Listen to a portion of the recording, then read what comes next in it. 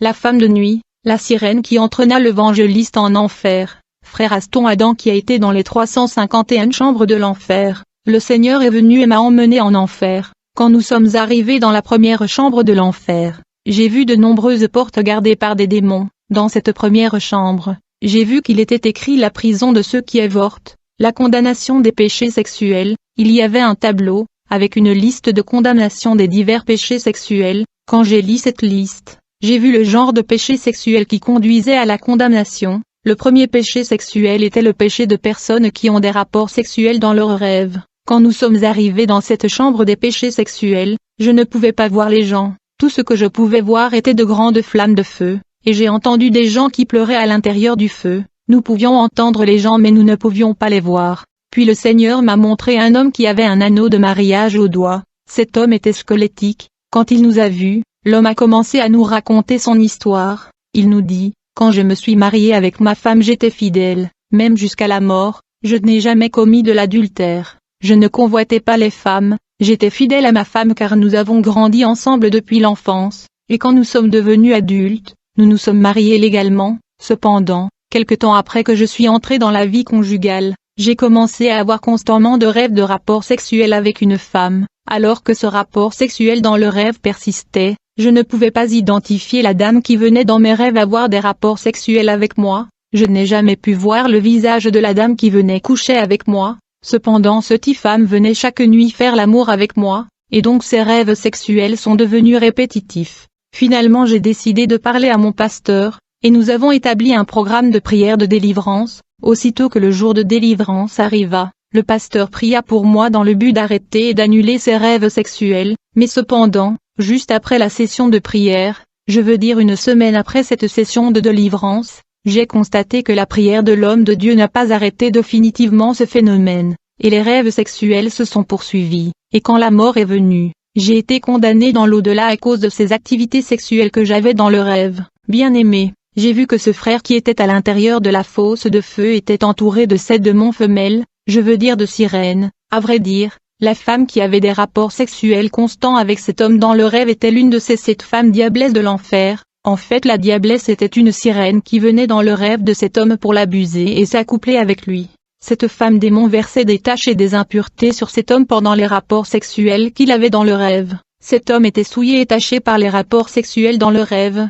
Beaucoup de gens sont tachés et rendus impurs par le sexe dans les rêves, mais ils ne voient pas les dangers et les conséquences dans leur esprit qui est souillé. J'ai vu que ce frère était dans une fosse, et 7 démons femelles dansaient autour de lui. Du coup, le Seigneur me dit, cet homme était un évangéliste, mais il avait l'habitude de rêver des rêves sexuels pendant une longue période. Cela l'a amené ici. Quand il est mort, le démon de l'adultère l'ont amené dans cette fosse. Quand j'ai entendu cela j'ai commencé à répéter sans cesse, non non non ce n'est pas possible, cela ne devrait pas se produire. Le Seigneur a déclaré, 85% des gens en enfer sont condamnés pour le péché qu'ils ignorent. Jésus a dit à cet homme, je n'ai pas institué les mariages et l'acte sexuel pour que cela arrive dans le rêve. L'homme a dit, comment est-ce que je peux perdre mon âme simplement à cause des rêves sexuels?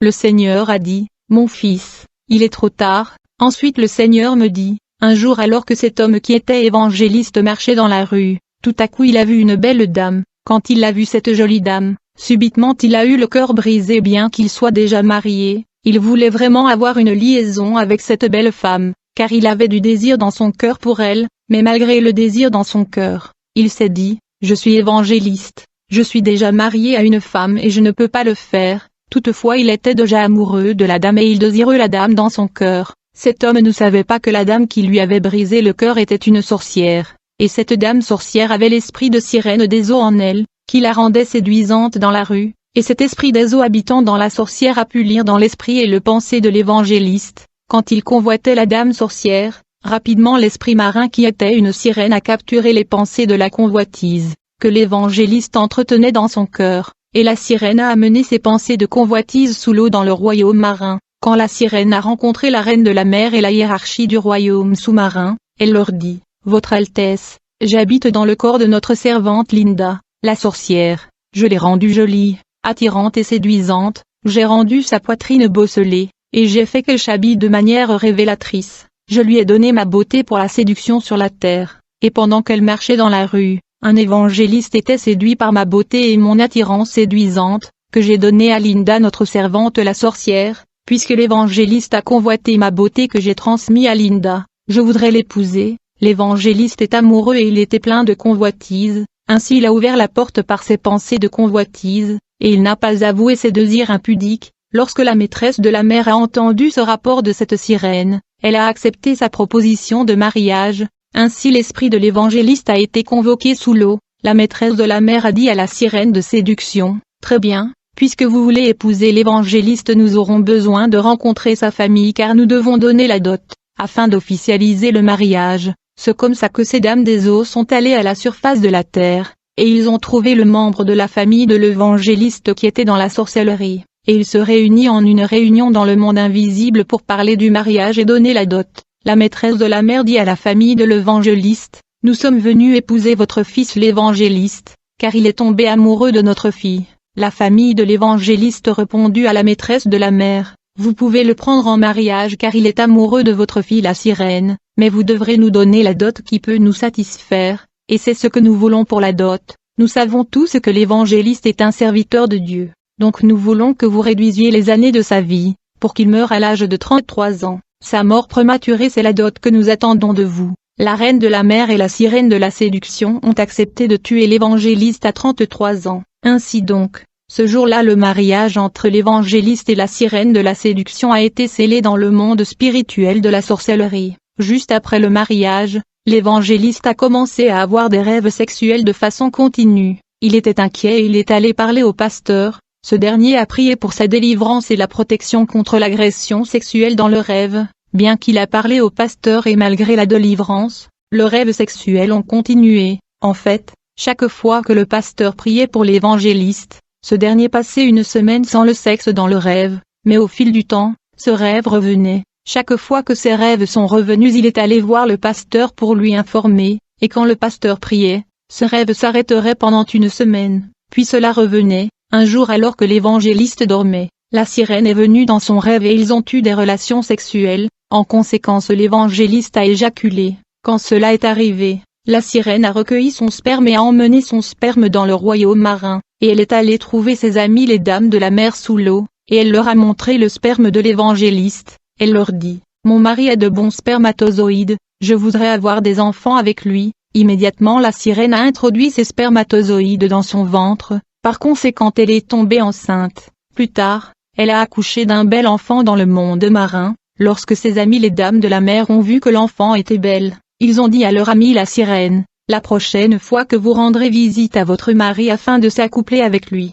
nous viendrons avec vous. » Quand ce jour est venu, elle est allée dormir avec l'évangéliste dans le rêve, et elle est venue avec beaucoup de ses amis du monde marin, et elles se sont tous accouplés avec l'évangéliste dans le rêve. Lorsque l'évangéliste a remarqué que ses rêves sexuels répétitifs ne s'arrêtaient pas, il est allé voir le pasteur. Chaque fois que le pasteur priait pour lui il était protégé contre cette agression sexuelle dans une période d'une semaine, mais comme la procédure n'était pas faite correctement, la dame de la mer revenait sans cesse. Quand l'évangéliste avait atteint 33 ans, il mourut, et il tomba dans le jour de sa mort. Ce jour cette dame se sont battues pour son âme, chacun disait qu'il lui appartenait, étant donné que son esprit était taché et souillé à cause du sexe dans le rêve, il a fini par tomber en enfer. Immédiatement j'ai commencé à penser à tous les rêves sexuels que j'avais eus. Le Seigneur a dit qu'il y a des principes pour être délivré du mariage spirituel. D'abord vous avez besoin de confesser à Dieu, puis à son serviteur, parce que vous êtes captivé et marié en esprit. Après cette confession, vous devez passer par la prière de délivrance. Après cette prière, vous avez besoin d'une lettre de divorce afin de rendre la dot qui a été donnée pour votre mariage. Cela se fait lorsque vous prenez une semence, une offrande que vous allez apporter à mes serviteurs. Quand mon serviteur priera mon royaume et mettra une lettre de divorce et grâce à votre offrande la dot sera retournée au royaume marin, et le divorce sera scellé. C'est le principe que le Seigneur m'a montré, dit le Seigneur. Il y a 4 types de mariage spirituel. Premièrement, les anges qui ont couché avec des femmes à l'ère de Noé. Ces anges viennent dormir avec des humains dans le rêve. Deuxièmement, il y a des sorcières qui viennent dormir avec des gens en rêve quand ils les envient et les convoitent dans la journée. Puis il y a aussi la pensée sexuelle de convoitise qui devient le rêve sexuel, et il y a aussi des esprits errants, des esprits des morts qui viennent dormir avec des gens en rêve.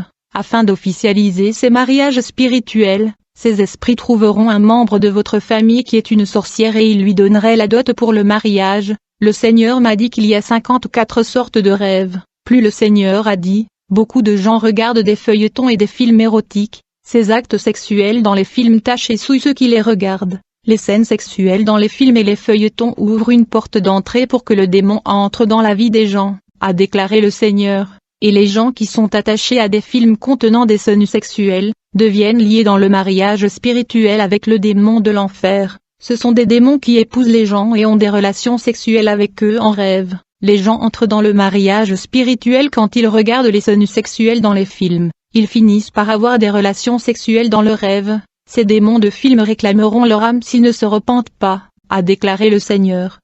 Chaque fois que les gens regardent des images de nudité à la télévision, une porte sera ouverte et un démon sortira de la télévision pour entrer dans leur vie et capturer leur âme. Les rêves des hommes sont les réalités spirituelles de leur vie. La vie des hommes est liée à leurs rêves. Vos rêves reflètent votre vie spirituelle. Ce que vous rêvez est ce qui est susceptible de se produire. Le rêve est un monde à lui seul. Ce sont des images assemblées qui sont projetées dans le sommeil. Il y a des symboles et des signes dans le rêve qui sont des messages que les enfants de Dieu doivent saisir. L'un des langages que Dieu utilise à la fin des temps pour parler à ses enfants sont des rêves. Il y a des messages codés dans les rêves et les enfants de Dieu ont besoin de l'onction pour décrypter ces rêves qui contiennent des messages. L'Esprit de Dieu peut donner une interprétation aux enfants de Dieu.